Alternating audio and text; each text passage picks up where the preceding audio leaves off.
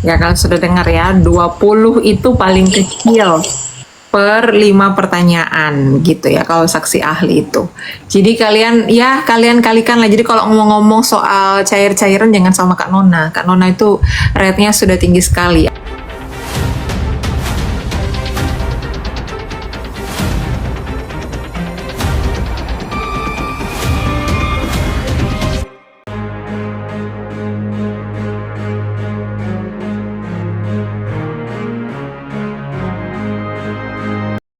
Lain itu terseret-seret, berarti kan dia mengorbankan orang lain justru, bukan malah berkorban buat orang lain, ya seperti itu.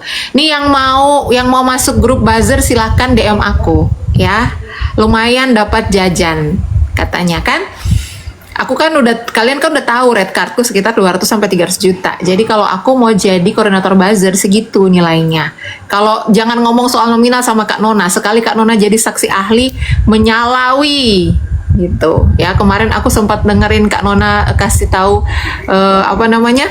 Apa Kak Nona di grup komalnya Mr. Z. Gimana Kak sistem komisinya Kak kalau jadi saksi ahli Kak Nona? Saya kalau saksi ahli, oh ini gambaran aja. Sebenarnya relatif sih, relatif. Cuma kemarin kan karena audiensnya pas lagi rame-ramenya ya, jadi dan banyak yang dari grup sebelah ya kayaknya ya. Jadi saya kasih tahu. Sebenarnya kan relatif, tergantung. Cuma saya berdasarkan patokannya dari objek, nilai objek. Kalau objek perkaranya itu di atas 1 M, saya biasanya kasih 50-an juta per satu kali per ini ya.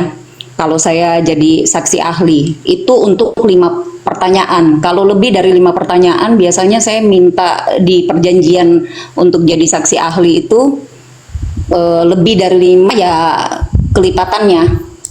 Gitu, berlaku kelipatannya. Tapi saya pernah juga kok bantu teman juga, kebetulan dia butuh saksi ahli, terus perkaranya juga kecil aja. Saya pernah terima, yang terkecil yang saya pernah terima itu 20, pernah gitu. Per jam ya Kak Nona, atau per berapa pertanyaan? Per 5 pertanyaan, per 5 pertanyaan. Jadi kalau lebih dari 5 pertanyaan, karena 5 pertanyaan itu juga kan biasanya beranak-anak ya, satu pertanyaan terus digali. Nah itu kalau lebih dari 5 pertanyaan, biasanya saya sudah perjanjikan dengan siapa yang minta saya, entah itu penggugat atau tergugat. Kalau di perkara perdata atau kalau di pidana itu kan biasanya dari JPU atau dari terdakwa bisa menghadirkan saya. Nah, itu biasanya saya kenakan segitu. Cuma yang paling sedih kalau kita diminta tolong sama negara. Biasanya kalau saya jadi saksi ahli di penyidik ya, masih di Polsek atau Polres, itu bayarannya aduh sedih. 5 juta pernah, 3 juta pernah. Tapi kan kita bantu negara biasanya untuk melihat ini ya, kasus ini masuknya ranah mana, ranah perdata atau pidana. Lalu kalau misalnya dia masuknya ranah pidana, ada tidak yang sesuai dengan kompetensi saya untuk analisis. Nah jadi gitu. Ya kalau sudah dengar ya, 20 itu paling kecil per 5 pertanyaan gitu ya kalau saksi ahli itu. Jadi kalian kalikan lah. Jadi kalau ngomong-ngomong soal cair-cairan jangan sama Kak Nona. Kak Nona itu rate-nya sudah tinggi sekali. Aku nih nggak ada apa-apanya ya, 200-300 juta itu nggak ada apa-apanya. Jadi sama aja. Yang penting kan uang halal toh, uang halal dipakai untuk untuk besarkan anak kita tetap sehat, pinter. Nah itu. Anaknya jadi nurut, tidak macam-macam, tidak jadi dendam sama kita. Nah itu kalau kita kasih makan uang hasil kerja yang halal, bukan hasil kerja yang nggak beres. Benar, setuju banget.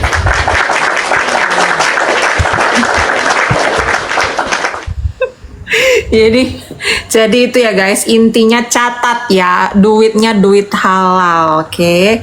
Bukan hasil menipu orang yang pertama ya. Jadi jangan kalian bangga-banggakan orang yang sudah jejak digitalnya itu menipu, membawa kabur duit orang, kemudian yang sudah jelas-jelas pernah melakukan pemerasan, bahkan sudah tertangkap karena pemerasan, ya. Itu kalian lihatlah, itu udah pasti duitnya nggak halal ya. Ini Kak, Mbak Amina, Miss Major pengen tanya saksi ahli pihak NM apakah bisa tidak sepaham dengan ahli JPU? Nah, gimana tuh Kak Nona? Pertanyaan dari Kak Amina. Saksi ahli pihak NM apakah bisa tidak sepaham dengan ahli JPU? Bisa, bukan tidak sepaham ya, tetapi gini, jadi saksi ahli itu dia memberi keterangan berdasarkan kompetensi atau keahliannya atau kepakarannya. Maka memang dia harus harus bersikap dan memberikan keterangan karena keilmuan, dia netral sifatnya. Cuma tinggal nanti siapa yang bawa dia. Kalau misalnya terdakwa yang bawa dia, ya dia biasanya ya ada sedikit pasti dalilnya itu mengarah pada membenarkan atau menolong lah. Nah, ibaratnya cari hal-hal yang bisa menolong apa yang dilakukan oleh siapa yang meminta dia. Nah, kalau dari JPU juga seperti itu, dia menegakkan hukum lurus sesuai dengan kompetensi keilmuan dia juga menguatkan dari apa yang didakwakan. Nah, lalu nanti kalau dalam memberikan keterangan, nanti masing-masing pihak itu kan menggali, dari JPU menggali, dari bahkan hakim pun bisa menggali keterangan saksi ahli ini. Nah, nanti pintar-pintarnya saja kalau misalnya terdakwa yang bawa saksi ahli. Terus saksi ahli ini dicarikan tuh dalil pembenar secara keilmuan untuk tindakan dari terdakwa. Tapi kalau misalnya JPU dia pintar untuk menggali lewat pertanyaan-pertanyaan, bisa jadi yang diharapkan oleh terdakwa dengan membawa saksi ahli dari versi dia ini kemudian bisa membantu dia, bisa jadi malah semakin membuat dia terpuruk karena rupanya si ahli yang dia bawa ini keterangannya menguatkan dakwaan dari JPU. Bisa jadi seperti itu. Itu tinggal pintar-pintarnya saja masing-masing pihak untuk menggali. Nah, itu ya. Jadi harusnya kan memang mereka berbicara berdasarkan keahliannya. Harusnya bicaranya fakta. Tapi kalau sudah dengar ya, tergantung Kak Nona udah kasih clue. Tergantung siapa yang bawa dia. Tapi ujung-ujungnya bisa tetap meringankan, bisa juga akhirnya memberatkan, tergantung nanti. Ya, keranjang kuning mana? Ini lagi komal. Nanti kalau aku jualan, nanti kita nggak bisa komal. Atau kalau kita komal, nanti keranjang kuningnya aku kena pelanggaran. Ya, selamat malam kawan kombur kau. Ada pesan Kak ini buat si ayahnya Marcel. Ayahnya Marcel nih disuruh aku oplas. Kawan kombur ini ayahnya Marcel, kalau kau bapak-bapak, istrimu ada, sudahkah kau membuat istrimu itu bahagia? Sudahkah kau membuat istrimu itu belanjaannya tiap pagi untuk di rumah bisa dibikin makanan enak, ayam, daging apa enggak? Takutnya nanti tuh tiap pagi didatangi mekar lagi. Nyuruh-nyuruh orang operasi, nyuruh-nyuruh orang oplas. Itu istri lo di rumah udah dikasih jatah jajan uang belanja bulanan atau enggak? Tiap hari itu diituin lo, ditagi sama mekar. Kasihan ayahnya Marcel, dia kepengen kasih tahu istrinya buat oplas. Dia nggak bahagia, mungkin pengennya ngasih tahu istrinya buat oplas tapi nggak berani, takut dia disuruh tidur di kandang ayam di luar. Daripada nimbrung.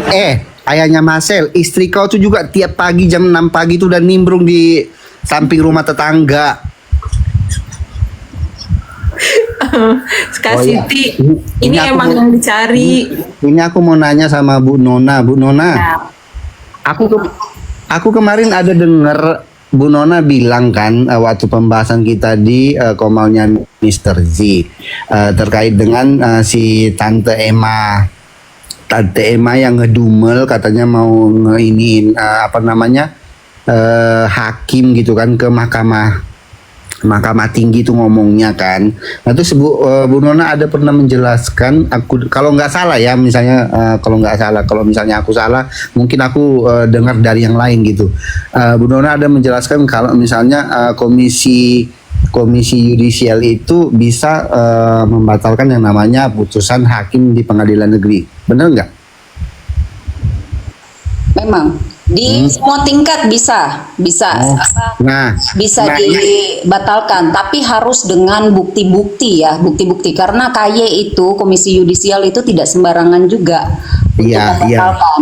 Nah, cuman aku tapi aku setahunya Bu, bukankah Komisi Yudisial itu tidak bisa mengintervensi putusan hakim? Bisa, nanti coba lihat saja, mereka punya dasar aturan ya, itu bisa kalau memang ada indikasi yang terbukti. Nah itu kan lewat investigasi yang panjang sekali. Memang sejauh ini misalnya ya dari 10.000 kasus yang putusannya dikomplain oleh para pihak, gitu ya, masuk di KY sekalipun itu belum tentu sampai 100 yang dikabulkan untuk dibatalkan. Dari 10.000 itu kita bisa lihat itu kalau di webnya KY itu ya, banyak kok. Jadi dan kita mau komplain terhadap putusan itu kan banyak tahapnya. Jadi tahap yang pertama misalnya kalau dari PN ya, PN itu kita bisa ajukan dulu setelah putusan ingkrah di tahap pertama. Kalau tidak ada upaya hukum lain, misalnya kita belum banding dulu ya, kita belum banding, kita ajukan dulu keberatan. Keberatan itu bisa ditolak, bisa diterima. Nah itu kalau ditolak atau diterima itu yang punya kuasa untuk memutuskan yaitu Kepala Pengadilan Negeri setempat. Nah nanti kalau sudah seperti itu dan itu tidak ada aturan berapa kali kita akan bolak-balik itu keberatan ditolak, habis itu kita ajukan lagi ditolak lagi atau gimana. Nah itu kita bisa berusaha sampai kan kita ada batas waktu untuk upaya hukum lain itu untuk banding itu dikasih waktu 14 hari. Nah dalam waktu 14 hari itu kalau misalnya sudah bolak-balik kita ajukan keberatan tidak juga diterima, maka kita bisa ajukan banding, baru banding gitu ya. Nah sambil ajukan banding bisa kita sambil juga putusan dari tingkat pertama itu kita bawa ke KY, atau kita bisa juga bicarakan dengan ombudsman. Nah itu adalah lembaga juga yang disediakan oleh negara untuk kita bisa curhat-curhat tentang apapun yang kita rasa bahwa di negeri ini masalah penegakan hukum tidak sesuai dengan yang diharapkan atau yang diatur misalnya. Tapi itu harus berbarengan dengan bukti yang yang kuat. Karena nanti mereka akan investigasi. Jangan sampai kalau kita sudah melaporkan ya institusi negara yaitu badan peradilan, itu kan satu paket itu, entah yang mau dilaporkan JPU-nya kah yang punya indikasi atau majelis hakimnya yang punya indikasi, sedangkan majelis hakim itu ditunjuk berdasarkan anggaran rumah tangganya ini nih pengadilan.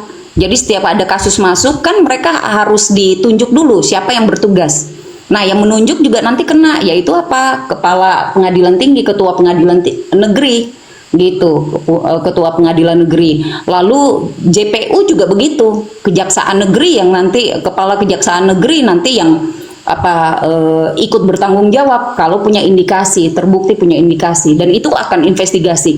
Nah, kalau ternyata indikasi dan hasil investigasi ternyata tidak terbukti, maka orang-orang yang melapor itu juga bisa dilaporkan balik. Nah loh, gitu. Oh iya gini soalnya aku kan ada bahas kontennya si Tante Emma ini waktu dia nge-live yang dia ngata-ngatain apa namanya hakim. Nanti saya akan bikin pengaduan kata kayak gitu ke Mahkamah Tinggi kata kayak gitu kan. Nah, jadi aku bikin penjelasan, luruskan kan di videoku kalau aku bilang Mahkamah Tinggi itu nggak ada, adanya Mahkamah Agung atau Mahkamah Konstitusi atau Pengadilan Tinggi, aku bilang kayak gitu kan. Nah, terus kalau misalnya ada sesuatu yang janggal atau aneh dalam putusan pengadilan negeri oleh hakimnya, itu kita sebagai pihak bisa melakukan yang namanya pelaporan ke Komisi Yudisial. Nah, nanti oleh hakim komisi yudisial itu bisa mempelajari berkas-berkasnya beserta bukti-bukti dari pihak ini seperti kejanggalan yang dilaporkan.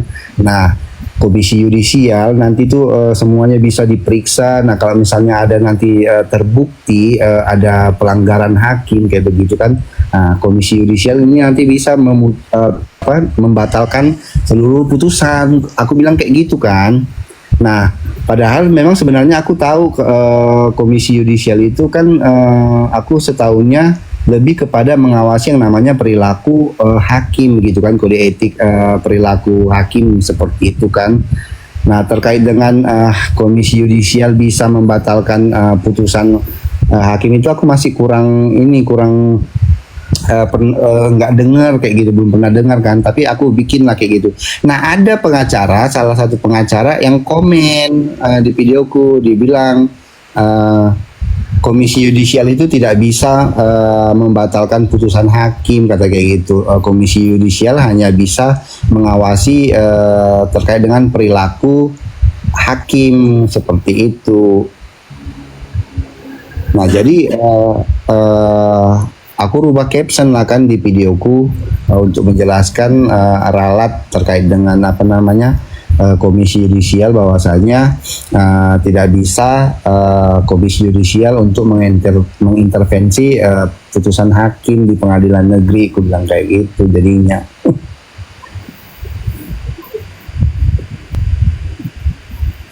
Itu karena dia lupa nyalain Mr. Geniusnya. Makanya dia nggak paham, karena udah aku ledek-ledekin Mr. Geniusnya, pantes lah sama ini naik-naik Mr. Genius, karena emang nggak ada jenius-jeniusnya.